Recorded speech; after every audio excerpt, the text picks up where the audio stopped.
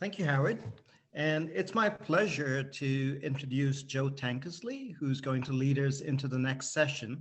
And Joe's somebody that I got to meet at another network called the Association of Managers of Innovation. And Joe is a futurist, and he runs a consulting company called Unique Visions. And he's also the author of a book called Reimagining Our Tomorrows. And this is really important stuff, as we've been talking about today. We live in times where the future is far from certain, right? And the message that Joe brings is that we can have awareness of possibility where the future is going, but more importantly, the future is ours to create. So Joe will be talking about some of those potential futures, but also what we can do to shape those futures. So over to you, Joe, and welcome. Thank you, Lyndon, and thank all of you for inviting me to join you today. I've had the opportunity to lurk a little bit. I haven't been able to participate as much as I wanted to, but I've already learned a lot from all of you, and I'm looking forward to having a few minutes to share some of my thoughts with you. Two things as an introduction, but before that, we'll do the dreaded share the screen so that you can look at the slides, which I spent so much time preparing. Let's see, there we go. Lyndon is right. I am a futurist, but I'm also a storyteller. My background is I spent 20 years at Walt Disney Imagineering. And I don't know how many of you are familiar with what Imagineering does, but it is the part of the Disney company that creates the dreams and makes them real in the theme parks and the cruise lines and the hotels. And for me, that's where I learned this idea of what it means to imagineer your future. And the word is actually a combination of two words, imagination and engineering. And that is, as a futurist, what I'm really all about. It's not about predicting the future. It's about helping people understand how to navigate that part of the future they can't change and how to create the part of the future that they actually can have some control over. And so I'm going to take you very quickly through, at a very high level, one of the tools that I use to help people do that. And hopefully it will spark something for all of you. I will also say that I did manage to hop in about 15 minutes ago when you were just talking about what are some of the obstacles to return to the new normal, the next normal, and uncertainty was at the top of everybody's list. So I want to thank you for queuing up this presentation because that's exactly what it's really all about. Futurists are odd breeds.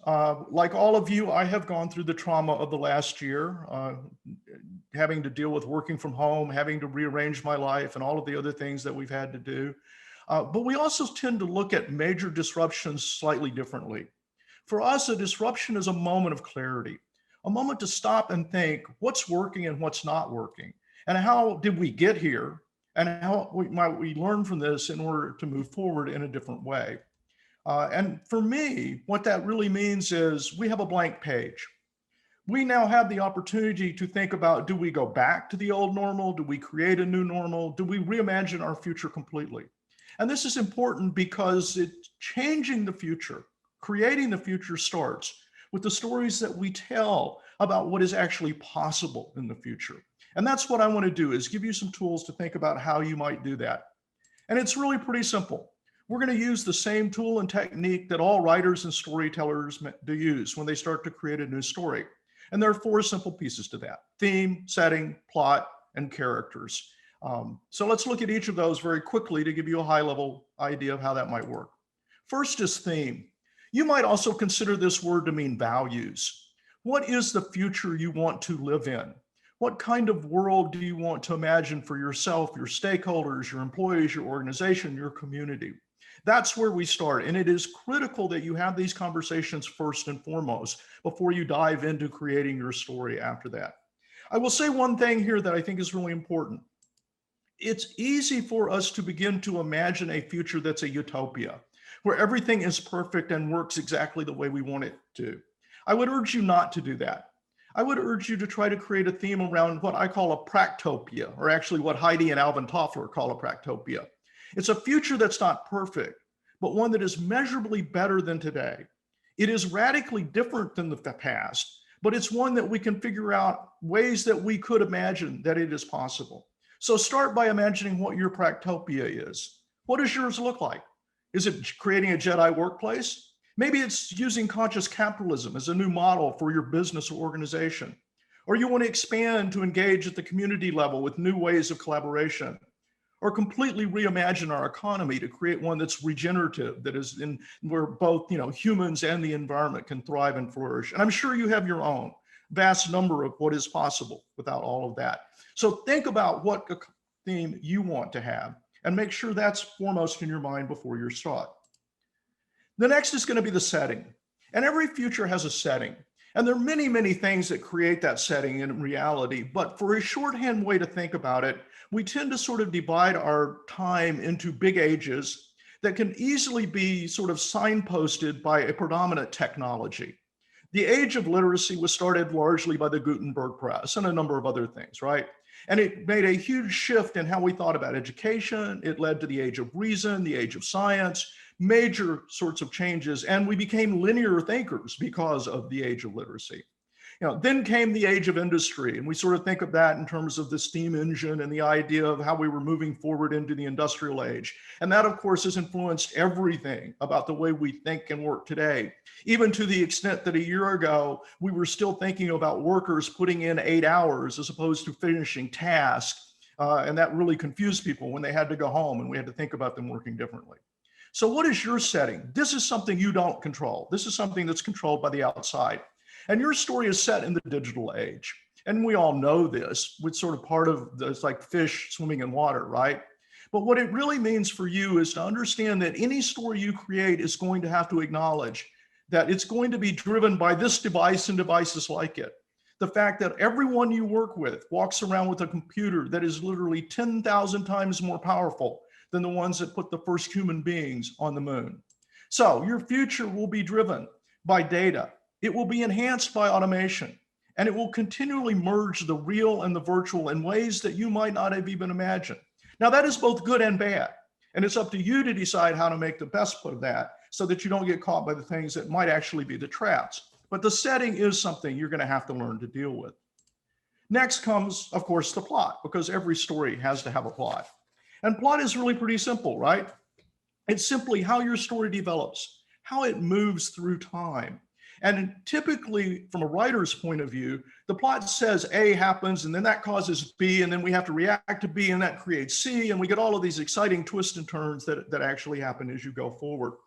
From a futurist point of view, the idea behind having a plot is that you want to think about both opportunities and challenges that you can then address or actually capitalize on as you begin to think about what your future actually might look like in terms of the future. And every good plot, every good story starts with what we call the inciting event, the moment when everything goes off the tracks. For us, I think we have a pretty good example of one, right? We had a pandemic, this little microbe that has totally turned our lives upside down and truly created an amazing amount of trauma for people to deal with. So we're going to start your future story there. We're going to think about how we move forward from that inciting event. And the first thing that happens is we're really immersed right now in the negative impacts for most of us. It is a huge threat to a lot of institutions, what we've gone through in the last year. Those of you in education know that it's a huge sort of impact in terms of what's going on, particularly for smaller colleges. People in the nursing home and healthcare business saw their world totally turned upside down. Local businesses like restaurants and other shops found themselves unable to stay open. So typically that inciting event throws us into this moment where the future seems incredibly dark and depressing, but it also then stimulates a response. And the response is what we do when we talk about coming out of those ashes. Many of us have seen examples in the last year of where communities have come together in new ways to solve problems. We're seeing a spark in what's called the sharing economy is another example of what's going on. This idea that we've had to think about not owning and holding things, but really sharing with each other. And the third one that I think is really important to think about for most of you is this concept of disintermediation. We're no longer thinking about top down. We're thinking about how do we broaden those people in our network and nodes to create things. An example of that is what happened in the restaurant business. Restaurants found out they couldn't get people to come into their storefronts, right? So they began taking the food to the people. And one of the things we've seen this year is the rise of something called ghost kitchens. The idea that you don't really need a restaurant, you just need a kitchen and a guy or woman to deliver the food to people. And that's a huge upturn of how we think about coming out of the ashes and creating something new and exciting that works for everybody.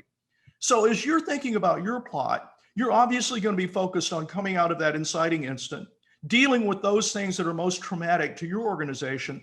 But I also want you to expand your horizon beyond that and think about all the other future drivers that can impact your plot. They're social, they're technological, they're things like the economic and environmental changes, climate change, social and political unrest, dealing with the future of democracy. We spend hours typically, if I was doing a workshop with you guys, exploring all of this. What I want to do today is just sort of highlight that for you as something that I think you need to really sort of think about.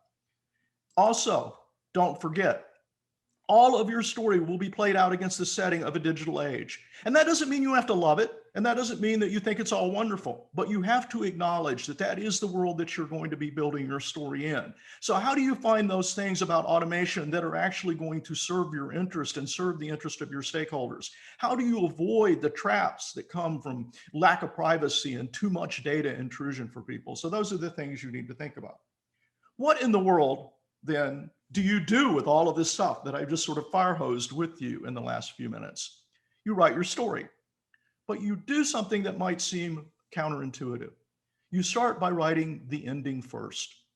You start by talking about a day in that practopia when all of these elements have come together and you've created the organization or the community or the outreach that you want to create. And things are working pretty well, measurably better than they have been today. Now, you may be thinking, that's all very interesting, Joe, but you said there were 4 parts to creating a story. And there is. The 4th part is the characters. And this is where you introduce your characters. After you've done everything else, you start to think about who are the characters in your story. And they are, of course, you, the people that you work with, your stakeholders, your clients, your community that you're actually engaging with. And you want to understand what their needs and desires are, not today, but in the future. And what their capabilities are going to be, not just today, but in the future. And once you've started to think about that, and I suggest you create them, describe them in your mind, understand who they really are, then you invite them to come join you. Because the worst thing you can do in creating a story of the future is to sit alone in your room and write it. You want to invite all of your stakeholders to come with you, and you want to co-create this story together. You want to see how it evolves once you say to people, here are the plot points we think are the most important ones. Here are the things that we think really, really matter to people. And once you've done that, what you find out is that you've almost by magic expanded the story, created a story that everyone can see themselves in, and that's really an important piece of it. And you've also begun to understand how that story might help inform strategy and tactics, because creating that story is about creating the journey that took us from today to that last scene that you've actually already created. Finally, I want to leave you with a couple of thoughts. The first one is this kind of storytelling is not strategic planning. It is not visioning in the sense that we use the word so often, which is some sort of lofty idea of the future. It really is about creating a document in many different, whatever media you want, but creating a document that will inspire and empower people. And in that sense, I want to hopefully stick this image in your mind and you'll take it with you after today. This is a map that I believe is from the 14th or 15th century. It's the oldest one I could find, right? And if you look at this map, it's really fascinating. One, it's a beautiful piece of art. It's really wonderful. And your story needs to be a beautiful piece of art. If you look at the sort of the left-hand side of the map, you can see that the map maker had a pretty good idea of where they were and what was around them in that world. And it's very detailed. And then as you start to move out into the ocean, you see that there are dragons and monsters out there, less and less detail. And of course, if you go too far, well, you may fall off the end of the work. This was a real map. Maps and maps like this inspired literally hundreds and thousands of people to get on small rickety boats, sail off from the world that they knew into wide oceans they had no idea where they were going, and discover new worlds. Maps like this were the most important storytelling device for convincing people to create the world that we live in today. So think about your story as a map a beautiful image, one that will inspire people, one that will empower them to move forward. And if you do that, then I will leave you with this thought from Walt Disney. If you can dream it, you can do it. Now, most people that I deal with always look at that statement and they go, oh, yes, it's all about being able to do things. It's not. It's about being able to dream things. It's about being able to get out of the old way of thinking and think actively and imaginatively about what you want to create and what the parameters are and the obstacles and the challenges that are out there that will keep you from creating that, and how you will find the opportunities to be able to overcome them. And I believe this works. I believe that is no more important time than now to change the stories that we tell about the future, because we're in a time where everybody is suffering from a huge amount of trauma. We're disjointed, we have PTSD, and we live in a world filled with negative dystopian stories about the future.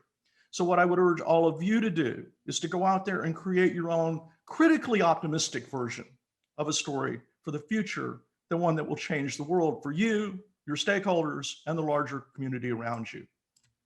And finally, I'll leave you with this offer.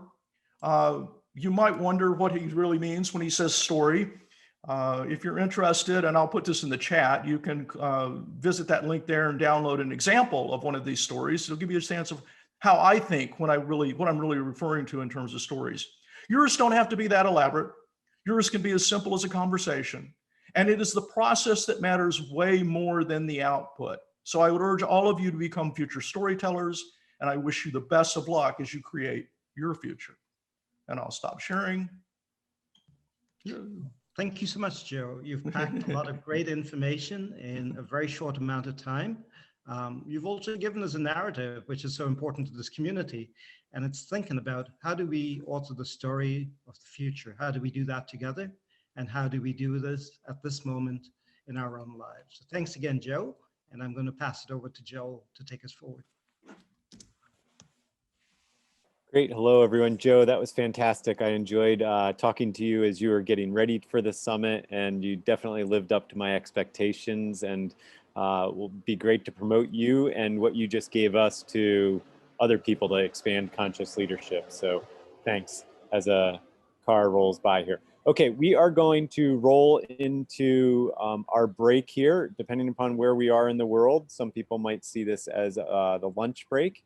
And Howard, I'm not sure you have anything else to share, but I'm going to jump into Chuck here in just a minute and let people know that over break, over this lunch, if that's what it is, take some time for yourself, recharge, do all of those things that are important. And you're going to need to do an assessment that Chuck has for us to do. He can give you the directions, and we will be in the break here, and you'll create a life journey map. Chuck, I'm probably stealing your show. Chuck is a longtime friend. You'll hear more of a formal introduction later. Chuck, take it away. Thanks, Joel. Hey, it's really great to be here, seeing everybody again. I'm having flashbacks to, I think it was 1997 or so, my first Silver Bay, and it was wonderful. And I see faces there that I met there, so fantastic. So I'm not going to introduce myself now. I'm setting you up for a lunchtime or whenever time experience. It's storytelling. It's a life journey exercise. I think you'll find it fun. Take it in that spirit. There obviously are no right answers in what I'm about to share. Let's see, how do I forward my slides here? Here we go. So complete the life journey experience. Takes about 30 minutes, more or less. Don't belabor it. It should flow. If you find yourself like chewing on your pencil too hard, lighten up a little bit. Here's the link, and here's the username and code. So everybody has the same link, username, and code. You can use any computer except a phone. And then when it's done, you'll get a PDF of your journey. So it'll be a pictorial, annotated life experience journey that you will then share with others. You'll not be sharing this with anybody else. Like I said, there's no right answers. There's no score at the end of it. It's not an assessment, actually. It's just a fun thing we do. And I'll tell you more about it afterward.